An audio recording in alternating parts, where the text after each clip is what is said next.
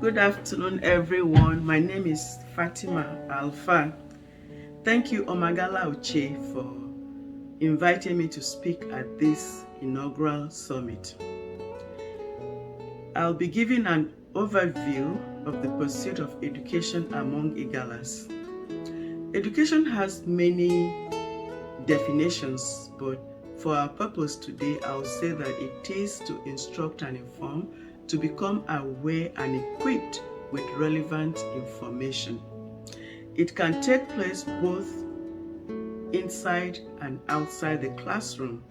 It has many benefits, but I'll give only two.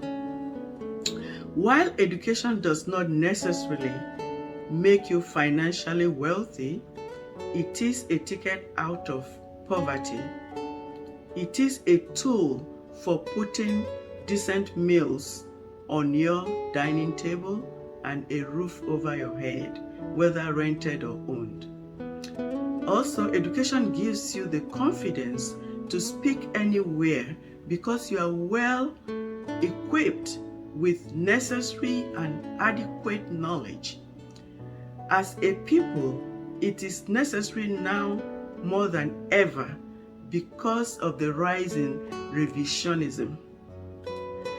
There are people out there who claim to be historians and experts giving out half-truths about Igala kingdom and Igala people simply to diminish us, but that's not possible.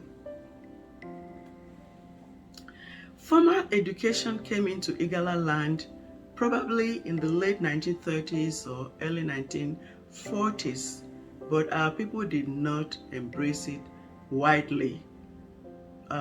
This is probably due to our agrarian nature. More hands were probably needed on the farm than in the classroom, so that explains it. In spite of that, Igala land made giant strides in education. By the 1950s, we produced our first university graduate in the person of late Mr. James Target, who earned a BSc Geography from the University College Ibadan in 1957. Since then, Igalas have continued to aim high in their pursuit of education, moving on to graduate school in the mid-60s. Exactly 10 years after we got our first BSc holder, we got our first Igala Master's degree holder in the person of Dr. Moses Egene Ada, who earned an MSc in geomagnetism from ABU Zaria in 1967. He then earned a doctorate, a PhD in solid-state physics from the University of Texas in 1973. The women were not left out either. Dr. Sabrina Atta is believed to be the first Igala woman with a master's degree and a PhD. By the 1970s, Igala Kingdom witnessed a surge in tertiary education, but mostly at the undergraduate level. The bulk of our people were at ABU Zaria and other universities in the north, with a few people in southern universities like UI, UNILAG, and UNN. Then by the mid-1980s, more of our people began to go to southern universities, including UNIBEN, UNICAL, Uniport, and so on. However, there was a slow growth in advanced degree in graduate education. There are several reasons for the slow graduate school enrollment, but the most obvious reasons are that most of the people were first generation graduates, so they needed to work to take care of their families. They became family breadwinners. And of course, early marriage was a culprit. Many people got married right after school, during youth corps, and after youth corps. Some even were married while undertaking their undergraduate studies. Nevertheless, we have come a long way in terms of education. Igalas can be found excelling in all fields of academic endeavor now. However, we have had a setback. The general decline in the standard of education in Nigeria, stemming from the lack of funding from the government, has set us backwards. And schools in Igala land have been adversely affected by this. The poor quality of education makes children in Igala land uncompetitive nationally and globally. Our school leavers, including some university graduates, cannot read or write good English.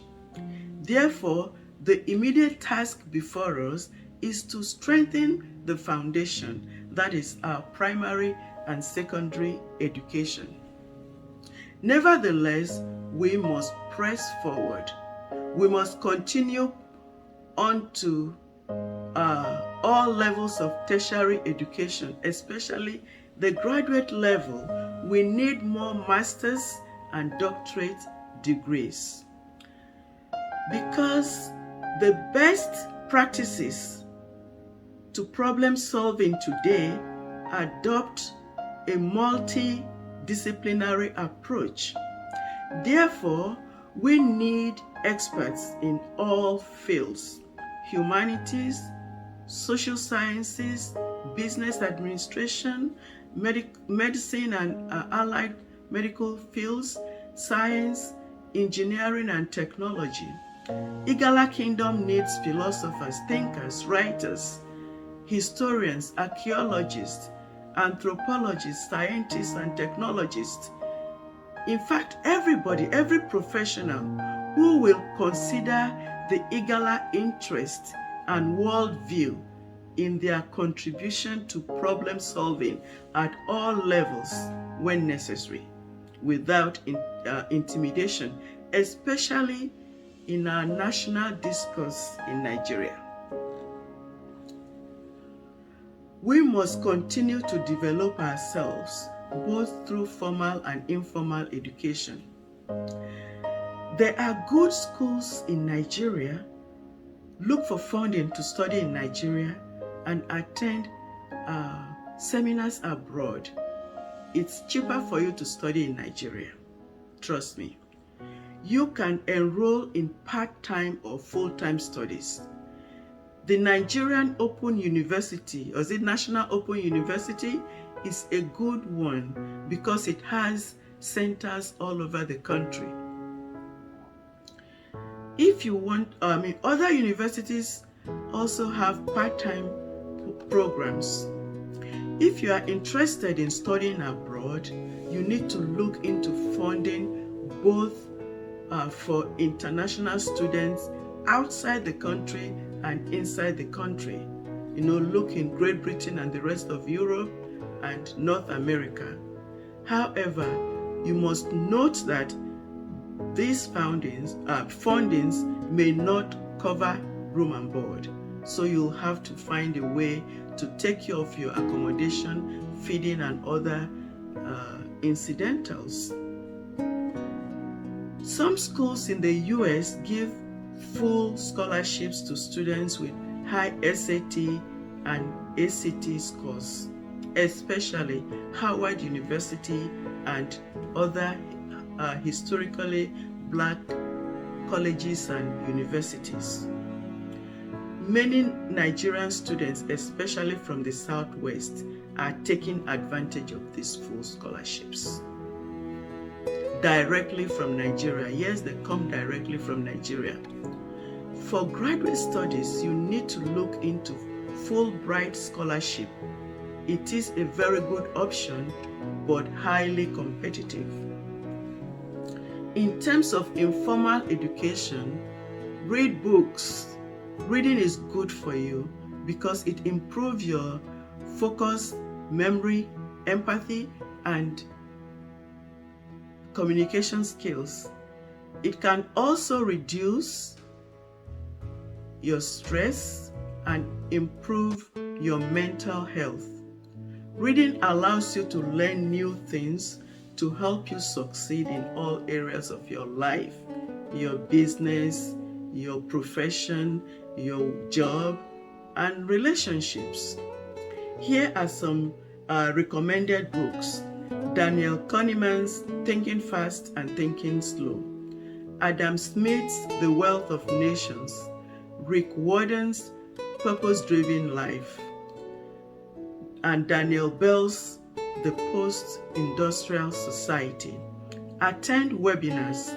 You can find free webinars online. Look for your professional seniors and connect with them for mentoring. And remember to mentor your juniors as well. Expand your network outside of Igala Kingdom is very necessary. The way forward, we must work on our foundation, as I said earlier. Involvement in alma mater is key. Go back to your secondary schools, join your alumni associations. If there is not, start one, especially for those of you that went to school in Igala land. You need to go back and mentor those children. You need to give them support. You need to cheer them on and spur them to success. Engage the primary and secondary school administrators and teachers in your village. Let's take back our public schools. Hold them accountable. Establish after-school programs in your village schools or your neighborhood schools. For example, you can hold mathematics and English clinics. These are subjects that are very, very important to the success of the children. When children are grounded in mathematics and English language or any language that is the language of instruction, they do well in other subjects. So volunteer to teach these subjects if you can, or pay others to teach if possible. Hold technology workshops in Igala land for youths. Sponsor teachers in public schools for professional development seminars and conferences. If our teachers are grounded and well trained, they are going to impart good knowledge to our children.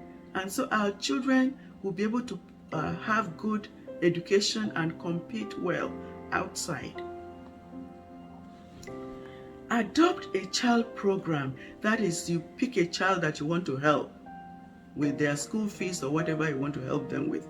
Take interest in the education of your neighborhood children, especially your extended family or village children. You do not need to be a millionaire to help in this regard.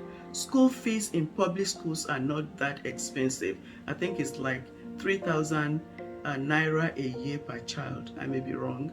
And you can pay school fees, you can buy books for them, you can pay for their exams, WASC, NECO, and JAM.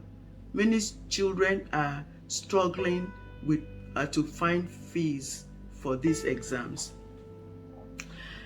Establish mentoring programs in elementary schools and secondary schools.